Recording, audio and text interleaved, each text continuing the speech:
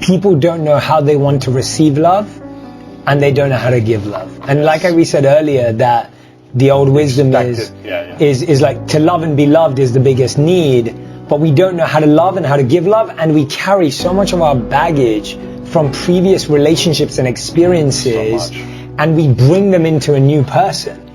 So it's like, that person treated me like that. That must mean all men or all women are like that. Which means now when I'm with this woman, I'm going to look at her through the lens of the last person that I was with. Look for them to create this experience again, right? Exactly, yeah. So you find evidence of why this person is this way. Yeah. Exactly. And so now you're approaching each person with the baggage of the last person, which doesn't make sense.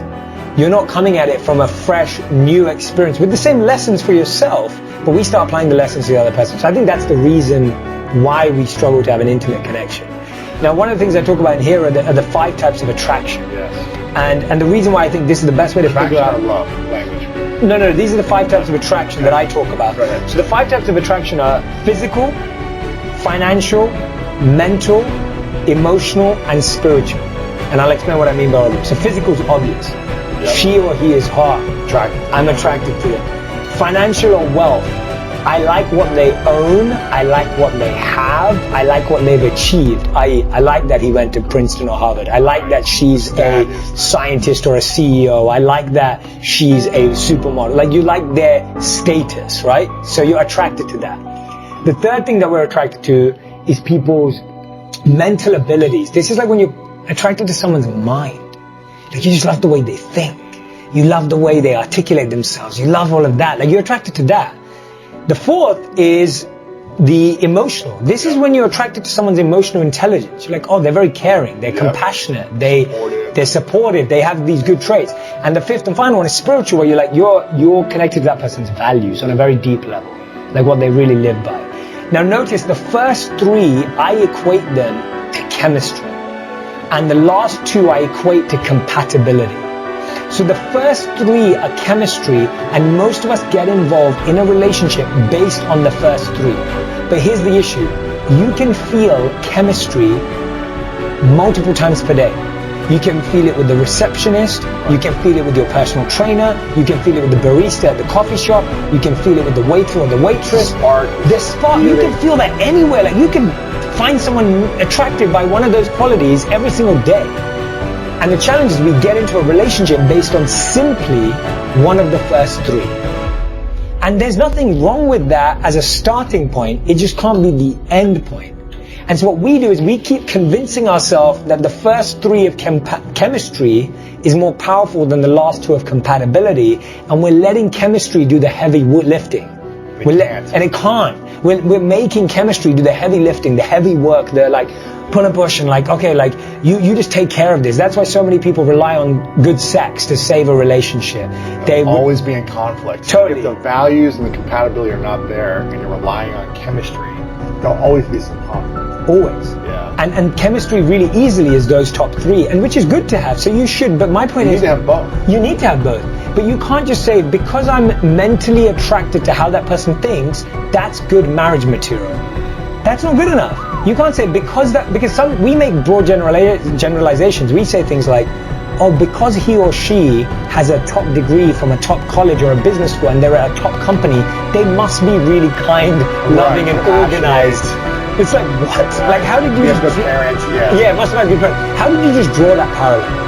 And so that's the way I would talk about entering a relationship is it can start with the first 3, but don't let it end without the last 2. Yeah, have the emotional and the spiritual, the values. Correct. That has to align for a real long-lasting relationship. I feel like I could do this for another 2 Me hours. too, man. It's amazing. So good. I want to finish with one thought about service, because you live a life of service. I feel like my mission is to be of service to you. You are. In my business, in my relationships, in my friendships, it's all about service for me as well.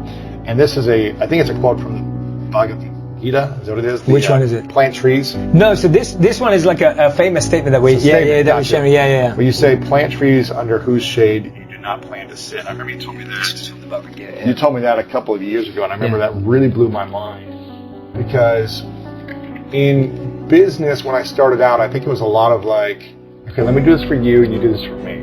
Let's do reciprocal type of stuff. I was in the online marketing world where it was about joint ventureships. It was about affiliate marketing, and I'll do this, and then you promote me, right? And then I started to shift it. When I got into the podcast 7 years ago, I said, I'm just going to bring on people I like, and I'm just going to serve. If it comes around, cool. If not, cool. And it's hard, I think, to switch that mentality, but it's rewarding to put a piece of giving and service to literally wanting to see other people succeed, whether they help you or not. How do we get to that place with that mindset when we're like, but I really need some help right now, and I really want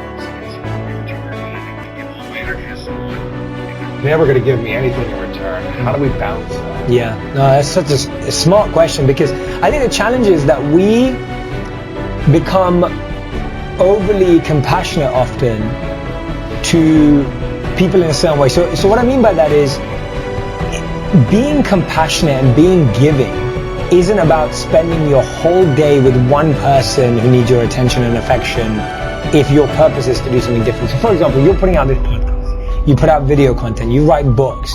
This is serving lots of different people in lots of ways. And you're not expecting, apart from the person buying the book and getting the value from it, you're not really expecting them to do anything for you, right? You're not asking them to come and champion for you if they don't want to.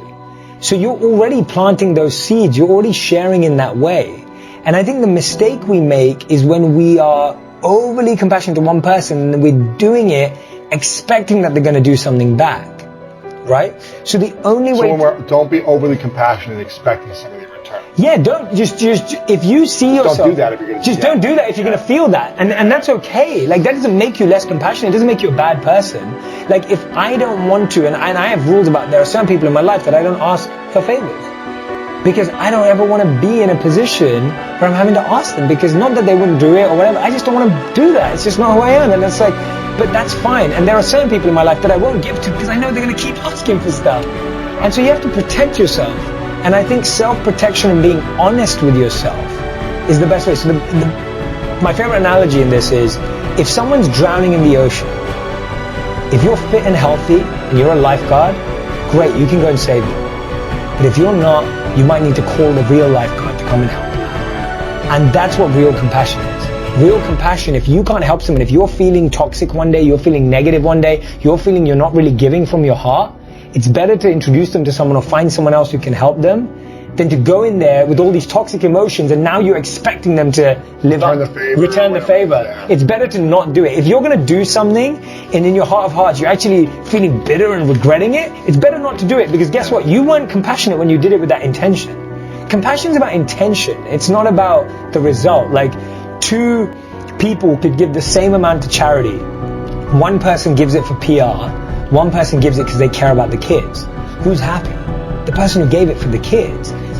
Both people's money had the same impact, but the intention is what defined what happened. So if you're begrudgingly going out there and helping someone, and in your heart of hearts you're like, oh, I can't believe they asked me, who are they, like, I don't even like them, like, they never helped me, and then you help them, guess what? That's not compassion. Protect yourself, deal with it, deal with that toxic emotion. So I don't help people that when I feel like that. And I give myself that space. Say no, or I just say no. Yeah, I can't. Well, I'll be honest with them. I'll say, honest in the best way that you can. I don't think I can support you on this because I don't feel right about it. Or it doesn't make sense to me, or whatever it is. Like, it's not the right fit. And I think that's actually stopping yourself from being a people pleaser. Yes. Because we actually are not compassionate. We're just people pleasers. We actually just want people to think we're like magnanimous and amazing, so we'll go to everything to support everyone. But it's like, we're resentful people pleasers. Exactly. We please, and then we're resentful that we had exactly. Didn't get what we wanted. And then now we want to make them feel guilty for not doing it back. So I make a conscious effort to support the people I love, yes. to make an effort with the people I love and do more there, and that's fine. Your compassion you don't have to be this overarching person who's like doing it for everyone. Like, that's part of the journey. It's going to take time to get there. If you want even more videos like this one, click on the boxes over here.